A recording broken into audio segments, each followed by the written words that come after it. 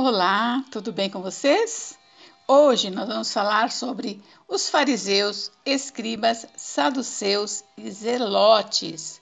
Os fariseus, saduceus e escribas são várias vezes mencionados no Novo Testamento, já que Jesus estava em constante conflito com eles. Jesus reprovou as práticas tanto dos fariseus como dos saduceus e escribas. Os fariseus eram um grupo de judeus muito religiosos que se dedicavam a obedecer a toda a lei de Deus e a interpretar corretamente a lei escrita, o que chamamos hoje de Velho Testamento. Eram rígidos devotos da lei escrita, em conjunto com a lei oral, que foi uma série de regras e normas que foram adicionadas à lei escrita, pois acreditavam que ambas foram dadas a Moisés por Deus.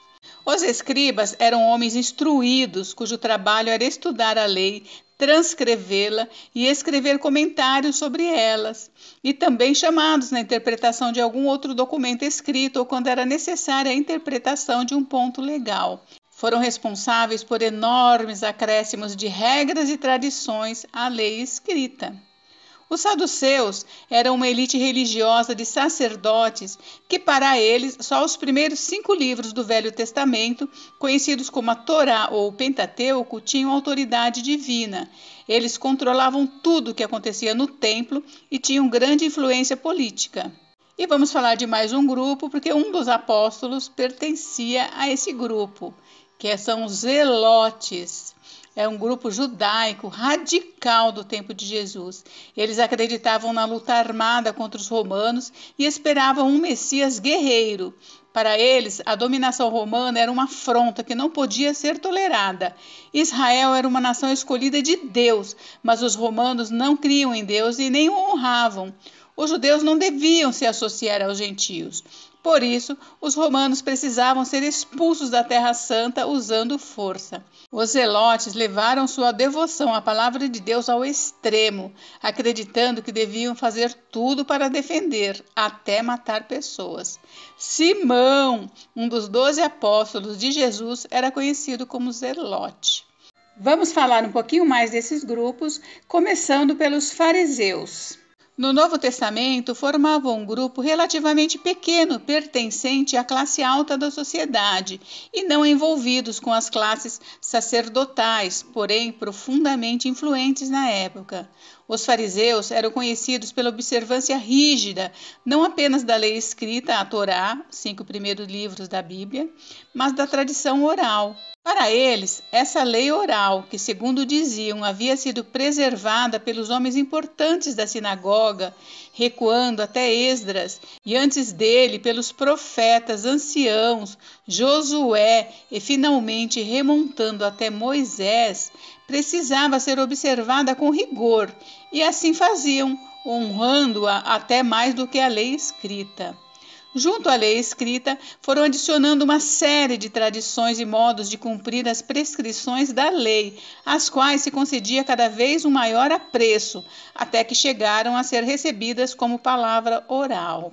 No entanto, eles permaneceram fiéis à palavra de Deus com referência a algumas outras doutrinas importantes, inclusive acreditavam na soberania de Deus, nos decretos divinos, na responsabilidade moral do homem, na imortalidade da alma, na existência do espírito, na ressurreição e aguardavam a vinda de um Salvador de Israel.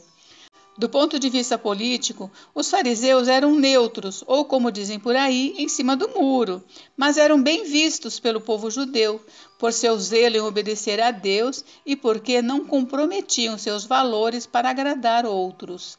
Em Mateus 23, Jesus condenou os fariseus por sua hipocrisia, pois eles faziam muitas coisas só para manter as aparências e davam mais atenção à tradição oral que à palavra de Deus.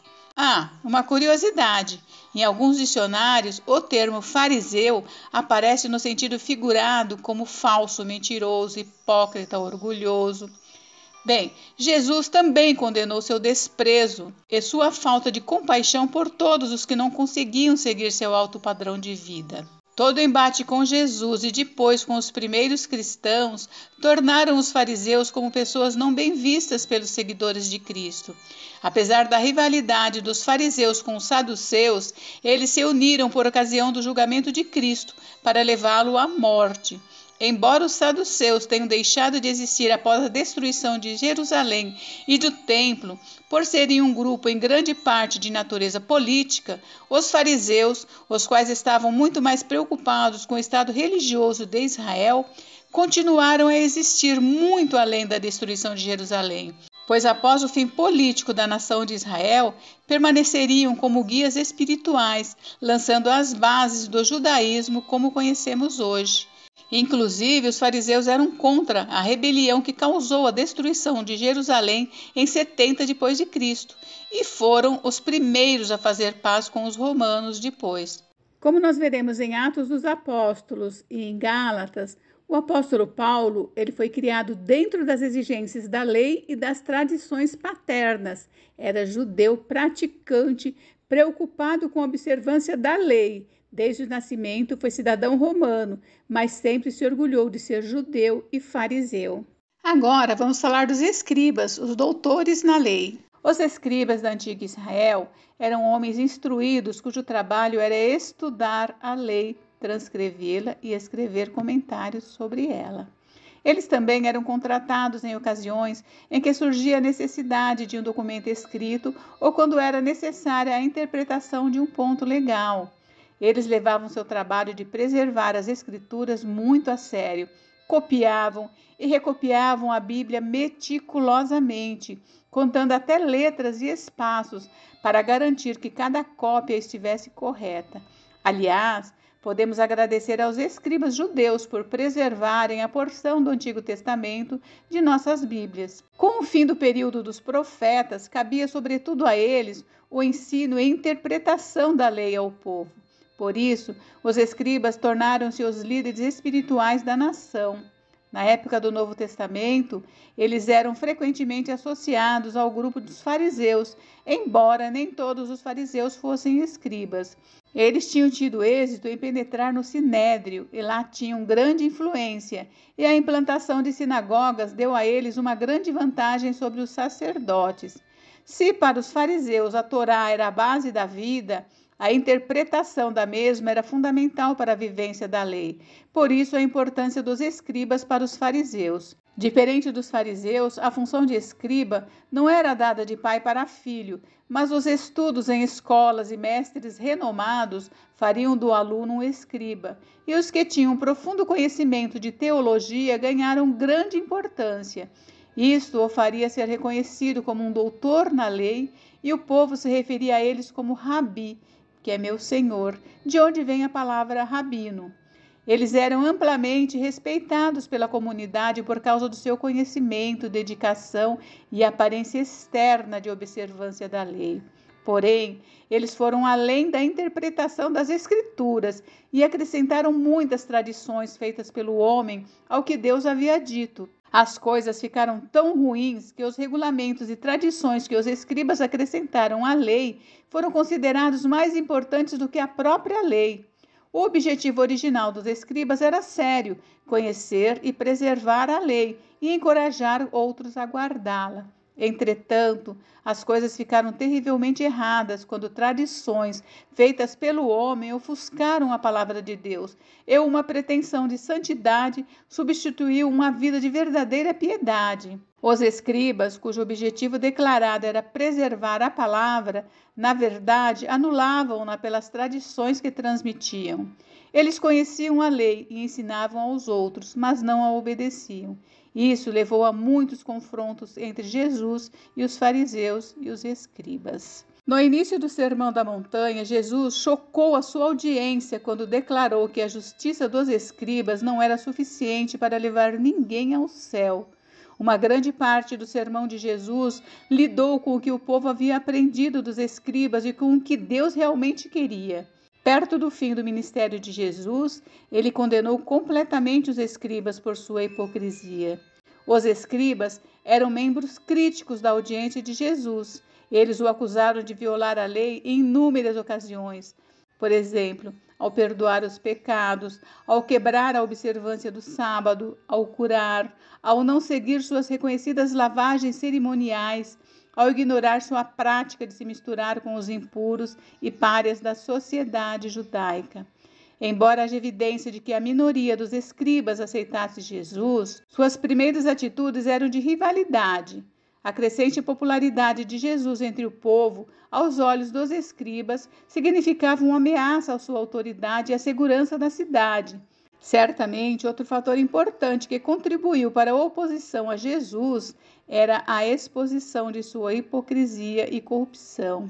Embora aparentassem ser corretos e santos, eles eram profundamente corruptos. Jesus também atacou o princípio da lei oral ensinada por eles, que exigiam que o povo o seguisse. Jesus acusou também a lei moral de ser um pesado fardo, que eles próprios não se importavam em seguir. Por fim, foram esses mesmos escribas que desempenharam um papel em ter Jesus preso e crucificado. Vamos falar dos saduceus? Os saduceus são mencionados apenas 3 vezes no Novo Testamento. Eles eram pessoas da alta sociedade, membros de famílias de alta classe sacerdotal de Jerusalém, cultos, ricos e aristocratas.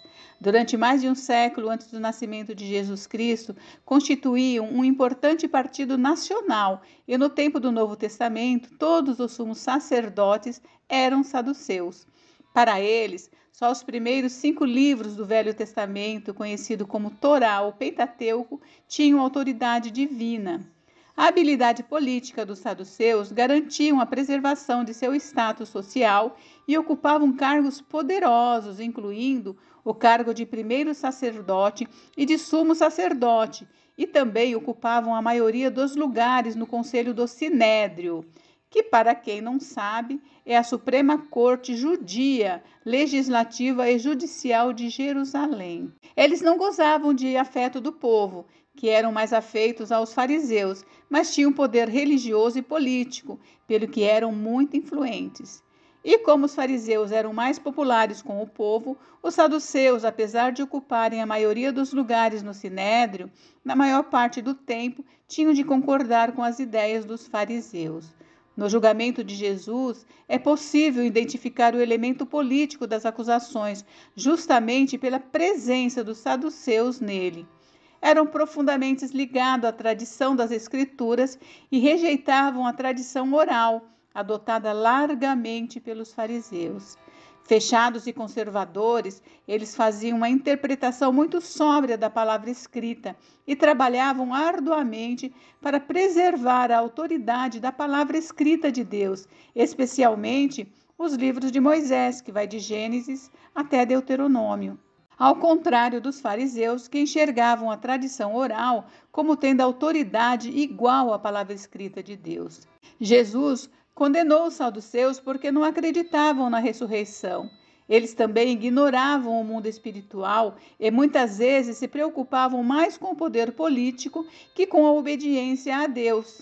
Devido ao fato de os saduceus estarem mais preocupados com a política do que com a religião, eles não se preocuparam com Jesus até quando as coisas chegaram ao ponto de que Jesus iria chamar a atenção indesejada de Roma. Nessa altura dos acontecimentos, os fariseus e saduceus se uniram e planejaram que Cristo fosse morto. Bem, como esse grupo existia apenas por causa de seus laços políticos e sacerdotais, quando Roma destruiu Jerusalém e o templo em 70 d.C., os saduceus e toda a classe sacerdotal desaparecem do judaísmo. E para encerrar, vamos falar dos zelotes. Bem, zelotes são um grupo extremista do século I, pouco mencionado no Novo Testamento, mas como entre os discípulos de Jesus temos Simão, o zelote, um partidário deste grupo, vale a pena falar um pouco deles. De acordo com os pesquisadores, o nascimento do movimento zelote ocorre por volta do ano 6 d.C. Era uma seita ultranacionalista e não religiosa chamada os zelotes ou zeladores. Se denominavam assim devido ao zelo extremo que esses possuíam pelas escrituras e tradição oral. Eram conservadores das tradições hebraicas e que lutavam para a libertação de Israel da dominação dos romanos. Era um grupo extremista convictos de que só Deus é o guia e senhor de Israel e profundamente influenciados por tendências apocalípticas, rejeitando toda e qualquer dominação política sobre a região e que usava a rebelião e a violência contra a dominação dos romanos, pois acreditavam que tal submissão era uma traição a Deus. Os zelotes empreendiam ações que hoje designaríamos por terroristas, tanto contra os romanos como contra os judeus, seus amigos e colaboradores. Pensavam, no entanto, que o ser humano não devia deixar só nas mãos de Deus a libertação de Israel. Eles próprios deveriam agir, recorrendo à luta armada. A proposta dos zelotes para Jerusalém era simples e direta: recusar qualquer dominação estrangeira. Do ponto de vista religioso, os zelotes consideravam a dominação de Israel fruto do pecado da nação, agravado pela convivência neutra dos fariseus e saduceus, acusando-os de favorecer o invasor. Aliados aos zelotes havia um outro grupo que portavam sempre um punhal consigo, usado para matar funcionários romanos e judeus colaboradores de Roma, os sicários. O nome vem da palavra latina para o tipo de punhal que usavam, sica. Ao lado dos zelotes, os sicários se consideravam o verdadeiro Israel, o que gerava oposição dos fariseus. São esses dois grupos que darão os primeiros passos nas revoltas de Israel contra Roma. Espero que vocês tenham gostado. Fiquem com Deus. Até mais.